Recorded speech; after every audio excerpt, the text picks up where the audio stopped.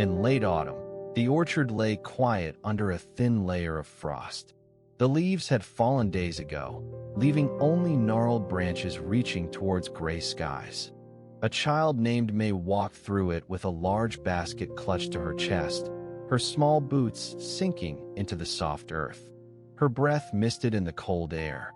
Near the orchard's edge stood an old woman by the name of Lynn, who had tended these trees for as long as anyone could remember. Today she sat on a wooden bench near an apple tree, still holding a few lingering fruits. She watched as May struggled with her heavy basket. "Hello, little one," Lynn called out softly when May paused to catch her breath. "You look troubled." May's eyes darted around nervously before settling on the old woman. I lost my mother's favorite scarf," she said, almost inaudibly. "And now I can't find it anywhere." Lynn nodded slowly, understanding forming in her gaze. Without a word, she rose and walked to where May stood, putting a hand gently on the child's shoulder. They both turned towards the orchard, moving silently among the fallen leaves. They searched for what seemed like hours, but May was losing hope. The scarf could be anywhere. Even Lynn didn't know where to begin looking again. As they paused near the last row of trees, Lynn suddenly stopped and pointed at a spot on the ground just behind her.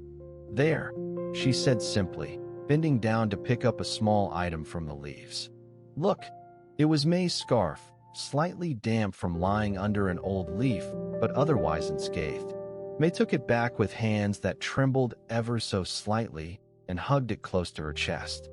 "Thank you," she whispered. Lynn smiled softly, her eyes reflecting the sky overhead. She patted May on the head before turning back towards her bench by the apple tree. "Shall we have a rest?" she asked gently, holding out her hand to help May up. They sat in comfortable silence for a time, watching as a crow swooped down to peck at fallen apples nearby. Eventually, Lynn broke the quiet with a soft question. "You know why I'm always here?" May looked at her curiously but didn't answer right away. "I watch," Lynn said simply. "I wait for things to happen. And sometimes, just sometimes, when you're not looking too hard, answers come." She glanced sideways at May's thoughtful face before returning her gaze to the sky. After a while, the sun began to dip towards the horizon, painting the clouds with warm hues of orange and pink. Lynn stood up slowly, extending her hand once more for May. "Come now," she said softly. "It's getting late." As they walked back through the orchard together, the air was crisp, but there was a warmth between them that made it seem almost balmy by comparison.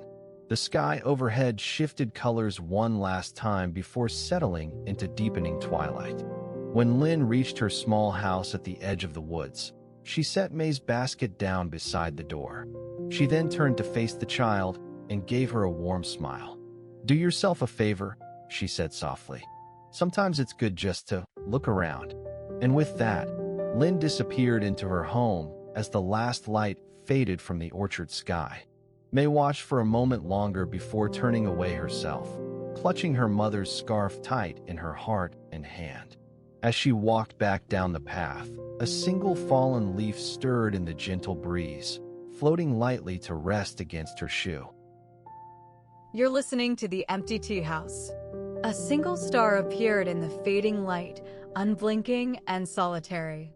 In the dim light of evening, the village tea house began to gather its usual crowd. In the dim light of evening, the village tea house began to gather its usual crowd. An old farmer shuffled in with a wooden cane and found a spot near the hearth, his eyes scanning for someone. A widow, her hands calloused from years of gardening, entered and sat across from him, their silent exchange a familiar routine. "Another tea?" she asked, looking up at the shopkeeper. The young man nodded, setting down 2 cups steaming with vapor. The farmer spoke first, his voice raspy from smoke and age. "He left last week," he said, referring to his only son who had gone off to the city in search of a better life. He paused, as if measuring out words like seeds before planting them. The widow's face softened at this familiar refrain, her own story etched deeply into the lines around her eyes. "Your boy must be missing you," she said gently, knowing he'd heard it all before but needing to voice it aloud once more. The farmer nodded solemnly. "Every day I miss him more."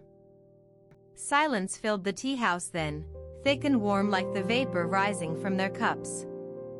The widow reached for a small cloth napkin beside her cup and began folding it meticulously, the sound of her fingers smoothing out creases echoing softly in the stillness. After a moment, she looked up to see that the farmer's gaze was fixed on a photograph tacked onto the wall, a picture of his son standing proudly in front of a new city apartment. His eyes watered slightly before he turned back to his cup and took a sip. "You'll manage," the widow said quietly, her own thoughts turning inward toward memories she preferred not to dwell upon. The farmer gave her an odd look, perhaps surprised by this unexpected reassurance or maybe acknowledging something in himself that had been waiting for just such a word. He sighed deeply, his shoulders relaxing as if some burden were lessening with the exhalation. Outside, the light began to fade completely into dusk. A cat meowed from somewhere nearby, and leaves rustled gently against the tea house's roof. The widow smiled slightly, folding her napkin into a neat square before placing it back on the table beside her untouched tea. She reached out and covered the farmer's hand with hers for just a moment, no words needed between them there, their shared quietude holding more truth than anything that could be spoken aloud. In that small act of touching hands and the slight pressure of fingers against skin, the evening seemed to settle around them like mist in the mountains. A bell tolled from somewhere down the street, its sound carrying softly through the stillness as if marking time's passage, but leaving no imprint on these two who had known its rhythm for years. When she finally let go and stood up, he nodded again, grateful somehow. Outside, the world was darkening. Inside, they found a light all their own in the simple act of staying together until the day turned to night. The door creaked softly as she left, carrying with her the faint scent of earth and old tea leaves. Winter's first snow dusted the night air as Mickey huddled over a small hearth fire inside her wooden cabin. Winter's first snow dusted the night air as Mickey huddled over a small hearth fire inside her wooden cabin. The glow cast long shadows through the sparse furniture and illuminated the glass jars of preserved vegetables lining one wall. Outside, only the wind whispered against the old planks. Near midnight, she heard soft knocking at the door. She pulled it open to find Yosuke, his breath misting in the cold, shivering slightly with wet hair plastered across his forehead.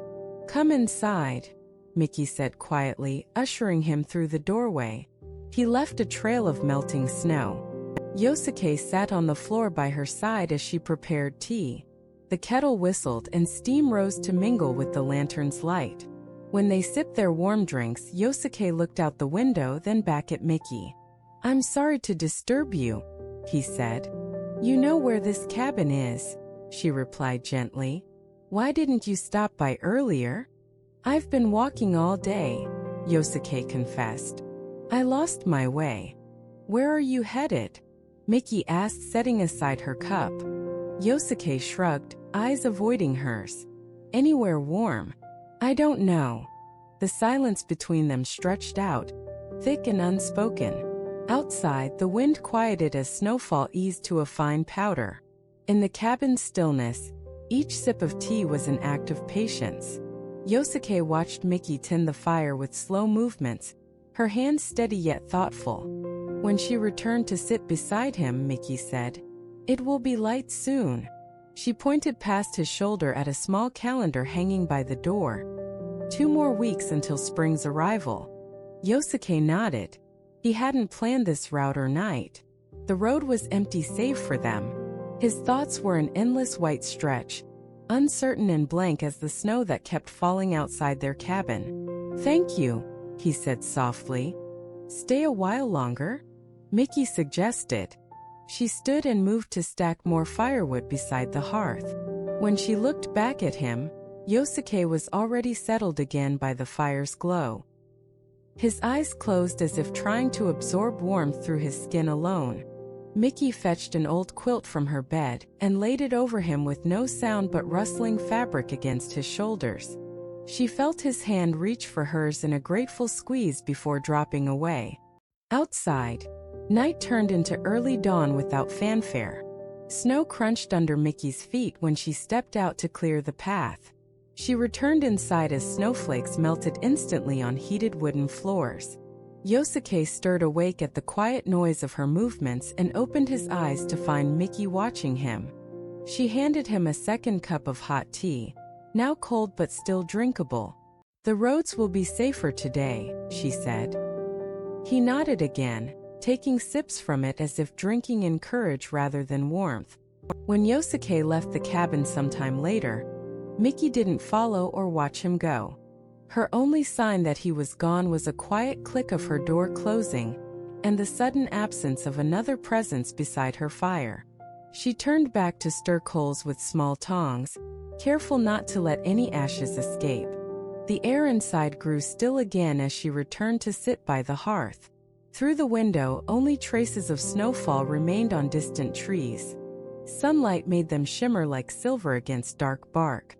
Mickey noticed a single thread had come loose from her quilt and hung down beside Yosuke's handprint left in the dusting of ash he'd carried away with him. She touched that spot carefully, then pulled the frayed end tight again to secure it back into the fabric's weave. The tiny gesture felt like an anchor against unending winter's chill, as daylight grew brighter outside her cabin. The quilt's hem caught on a splinter in the floor as she moved to clear the hearth. At dusk, the village tea house fills with whispers and steam. At dusk, the village tea house fills with whispers and steam. Old Lee sits alone by the window, stirring his tea with a slow hand.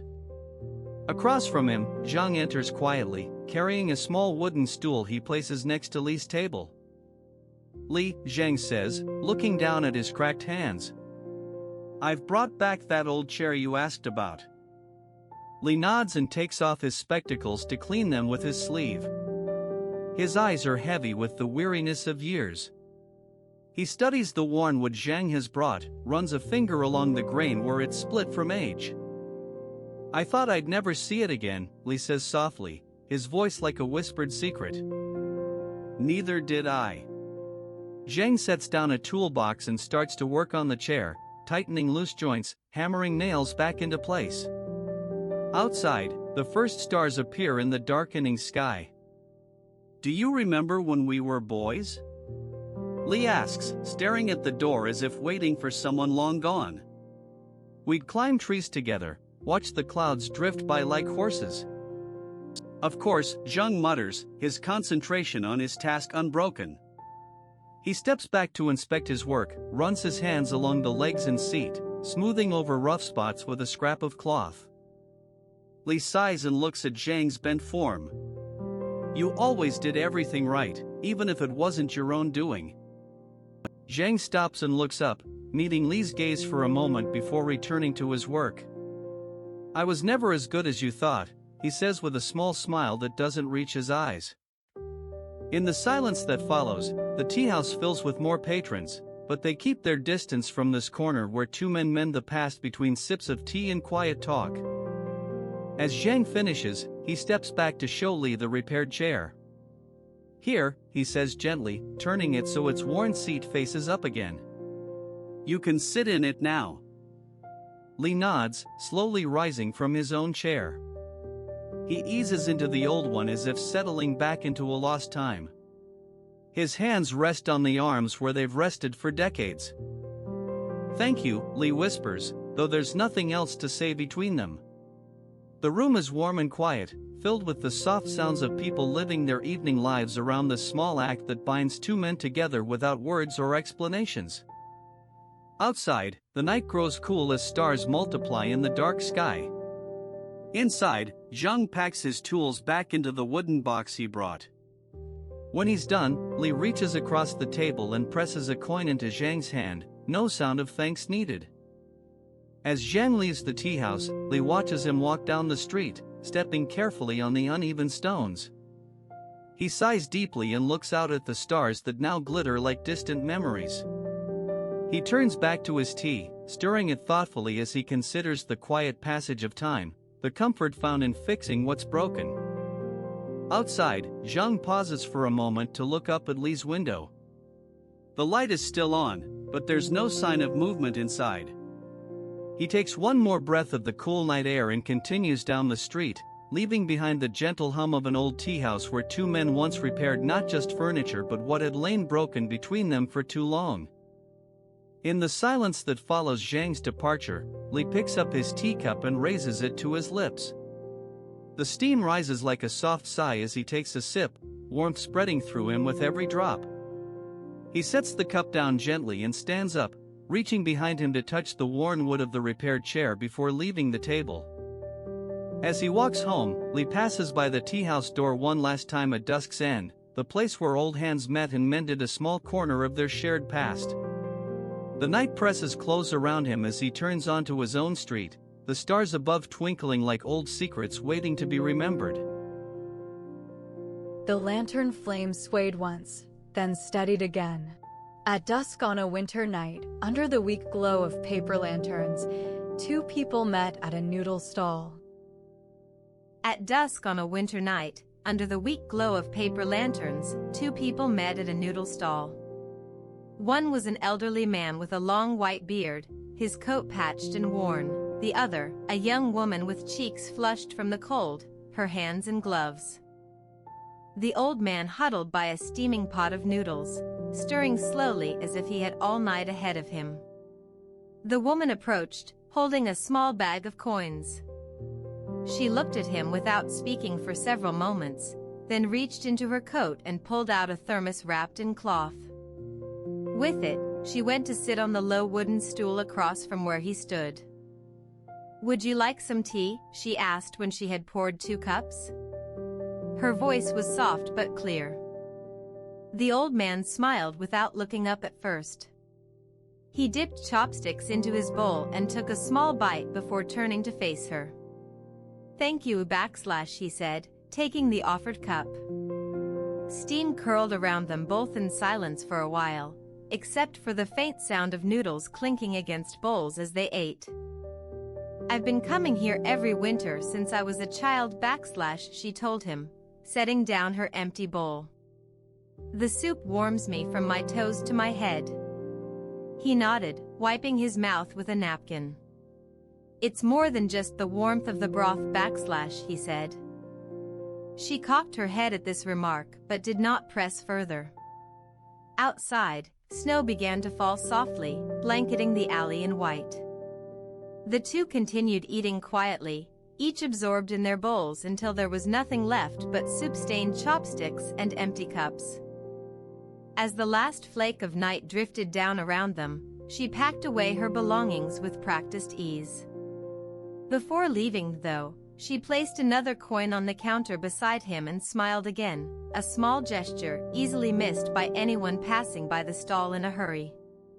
But not by him. "Take care," he said to her back as it disappeared into shadows. "Until next year." She paused briefly before stepping out into the snowy night.